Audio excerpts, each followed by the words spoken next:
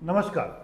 भारत ने एक नया कीर्तिमान स्थापित कर दिया है। जी हाँ, भारत ने पहली बार मिसाइल टेस्ट किया है रेल प्लेटफॉर्म से। जी हाँ, ट्रेन से मिसाइल को उड़ाना, यानी ट्रेन अब काम करेगा कि ऐसे प्लेटफॉर्म के रूप में जिससे आप मिसाइल कहीं पर ले जा भी सकते हैं और उसी ट्रेन से आप मिसाइल को कहीं दूसरे जगह भेज भी सकते हैं। यानी सिंपल सी बात है, मिसाइल उड़ा भी सकते हैं। जी हाँ, ये अपनी तरह का भारत का पहला प्रयास है भारत का। और ऐसा नहीं है कि विश्व में और देश के पास ये नहीं है। हम अभी आएंगे उस पर, हम इस पर चर्चा करेंगे कि विश्व में कौन कौन से देश के पास ये कैपेबिलिटी है, लेकिन भारत के लिए ये पहली बार है। यहाँ पर इसकी सफलता के बाद मैं आपको ये भी बता दूं, राजनाथ सिंह ने बाकायदा एक्स पर पोस्ट भी किया और कहा, India has carried out the successful launch of the inter range anti prime missile from a train based mobile launcher system. बाकायदा उन्होंने कहा कि हमने ट्रेन को एक तरह से प्लेटफॉर्म के रूप में यूज करके अपना प्रशिक्षण कर लिया है और भारत ने उस चीज को हासिल कर लिया है जो शायद विश्व के कुछ देशों के पास में। अब मैं आता हूं किस चीज का प्रयोग किया गया था। मैं बता दूं किस मिसाइल का टेस्ट किया गया था। तो मिसाइल था अग्नि प्राइम। ये अग्नि सीरीज का एक नया मिसाइल है, अग्नि प्राइम। और यह अन्य अग्नि, जो इससे पहले का जो अग्नि मिसाइल था, जो इसी वेरिएंट का और इसी रेंज का था, उससे इसका निशाना ज़्यादा सटीक माना जाता है। ये बहुत जल्दी काम कर सकता है। मानो कि अग्नि प्राइम जो है वह न्यूक्लियर वॉरहेड को ले जा सकता है, मतलब आइटम बम का यूज ये कर सकता है, ये मिसाइल आराम से। ठीक है, और इसलिए अग्नि प्राइम मिसाइल के बारे में आप जान लीजिए कि इसका जो मिसाइल है, इसका प्रशिक्षण तो किया गया था, चांदीपुर रेंज में किया गया था, लेकिन ये मिसाइल किसके अंडर में रहता है? तो ये याद रखेंगे, भारत की स्ट्रेटेजिक फोर्स कमांड के अंतर्गत में रहता है भैया। ये किसी अन्य के तहत में नहीं रह सकता, क्योंकि इसमें कैपेबिलिटी है कि ये एटम बम को भी ले जा सकता है।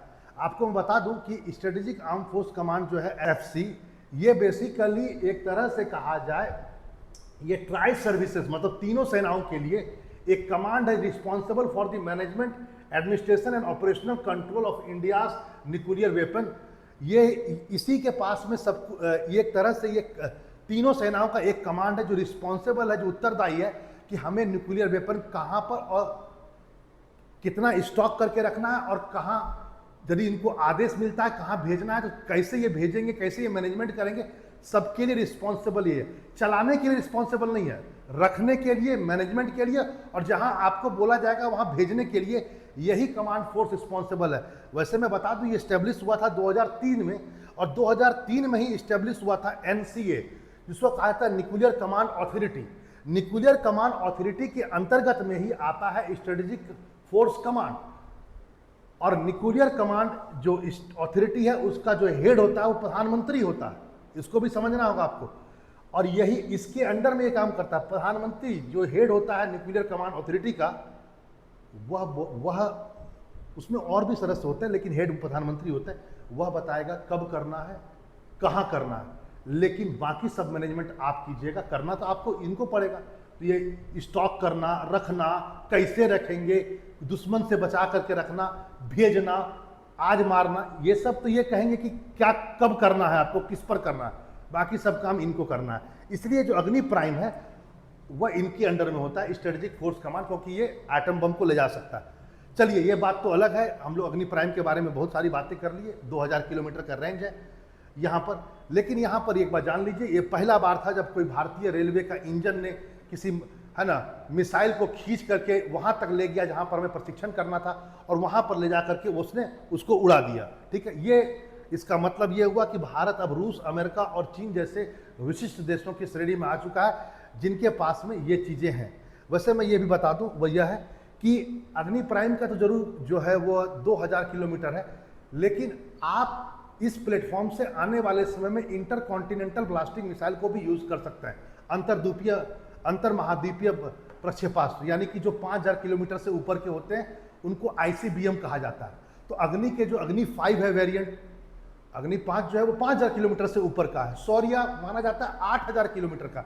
तो ऐसा नहीं है कि भारत ने जिस चीज को हासिल किया वो केवल अग्नि प्राइम के लिए यूज होगा, ऐसा नहीं है।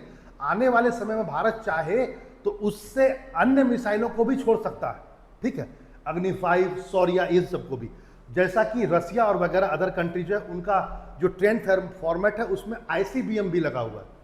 वैसे माना जाता है कि नॉर्थ कोरिया ने भी लगभग 800 किलोमीटर तक का एक मिसाइल प्रशिक्षण किया था, लगभग 2021 में ट्रेन से ही उसने, चलती ट्रेन से उड़ा दिया था, और इसकी पुष्टि जापान ने भी की थी।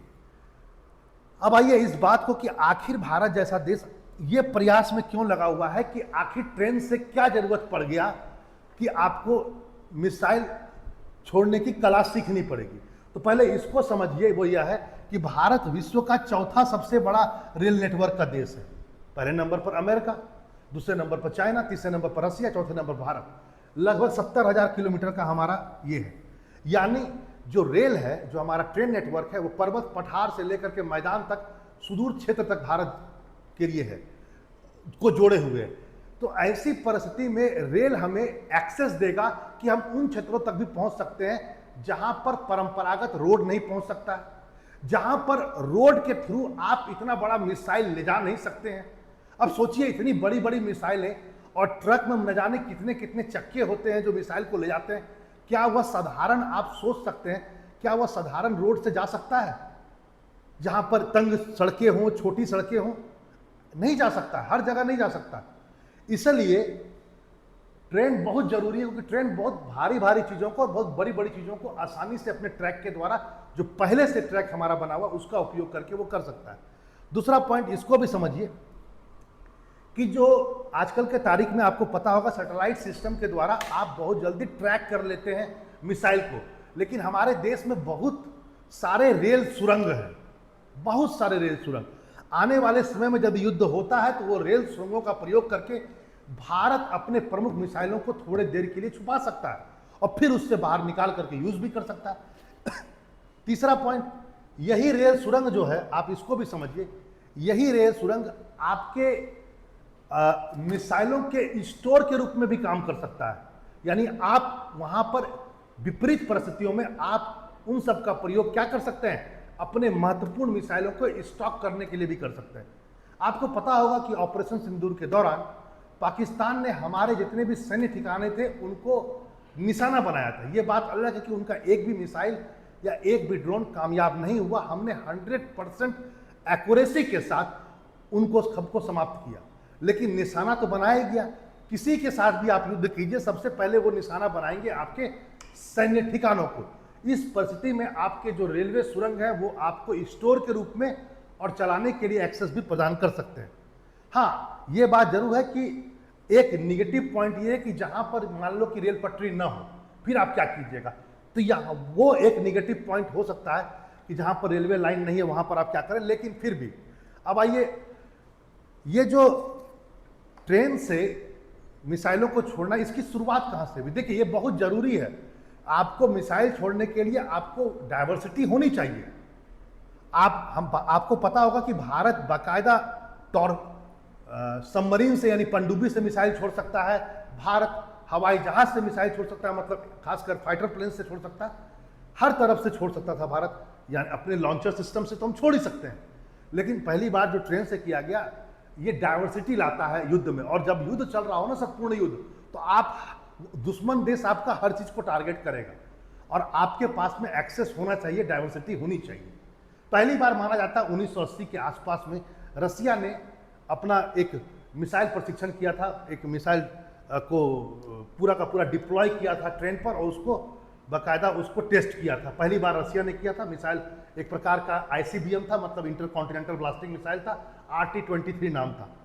चूंकि यह मिसाइल माना जाता है कि भारत ने जो अभी प्रयोग में लाया है वो अग्नि प्राइम थी, वो लगभग RT-23 का ही टाइप का मिसाइल है, क्योंकि यह भी एक तरह से एटम बम को ले जाने में सक्षम था और हमारा वाला भी एटम बम को ले जाने में सक्षम है। हाँ, ये बात अलग है कि हमारा वाला इंटर कॉन्टिनेंटल ब्लास्टिंग मिसाइल नहीं है, 5000 किलोमीटर से ऊपर का रेंज वाला नहीं है। लेकिन आप जान लीजिए, मैं फिर आपसे कह देता हूँ, इसका प्रयोग, यानी यही सिस्टम का प्रयोग आगे चल करके भारत करेगा लंबी दूरी के मिसाइलों के लिए भी, इस बात को जान लीजिए। आगे उसके बाद माना जाता है, उसी दौर में माना जाता है अमेरिका ने भी, लगभग 1980-81 के दौर में अमेरिका ने भी इसको प्रयोग में लाया। बाकायदा अमेरिका का MGM जो 118A है, ICBM ये भी था, उसका यूज़ किया गया और उसको ट्रेन में लाद करके अमेरिका ने उसका भी प्रशिक्षण किया। लेकिन अमेरिका ने शीत युद्ध के बाद एक तरह से इन सब चीज़ों को रोक दिया है। उसे लग रहा है कि अब इसकी आवश्यकता नहीं है। लेकिन यह बात जरूर है कि युद्ध एक वास्तविक सच है और आपके कहने से युद्ध नहीं होता। कई बार आक्रामक देश निर्धारित करते हैं कि उसे कब युद्ध करना है और कब युद्ध नहीं करना है। ऐसी परिस्थिति में भारत बहुत जोरों खरोश से तैयार है। आपको पता होना चाहिए कि भारत ने लगभग मिशन मोड में अपने हथियार निर्माण के जो पूरी की पूरी श्रृंखला है उसको डाल दिया है। बहुत तेजी से भारत हथियारों के दौर में आगे बढ़ रहा है। निसंदेह ये एक अच्छा शुरुआत है, क्योंकि देखिए कोई भी देश तभी ताकतवर होता है जब वो सैन्य रूप से ताकतवर होगा। जब तक कोई देश सैन्य रूप से ताकतवर नहीं होगा तब तक वो इकोनॉमिकली भी स्ट्रांग नहीं होगा, क्योंकि यदि आप सैन्य रूप से ताकतवर होंगे तो लोग आपको परेशान नहीं करेंगे, अन्य देश परेशान नहीं करेंगे, और जब वो परेशान नहीं करेंगे तभी आपका आर्थिक विकास होगा। यदि आप कमजोर बने रहिएगा तो लोग आपको परेशान करेंगे, अन्य देश परेशान करे रहेंगे और आप आर्थिक विकास भी नहीं कर पाएंगे। भारत ने इस बात को समझ लिया है, और वैसे भी मोदी जी ने बाकायदा कहा भी था गलवान में कि भय के बिना प्रीत भी नहीं होता है। तो वाजिब बात है, भय की शुरुआत हो चुकी है। फिर मिलते हैं ऐसे ही इन्फॉर्मेटिव एक नई वीडियो के साथ। नमस्कार।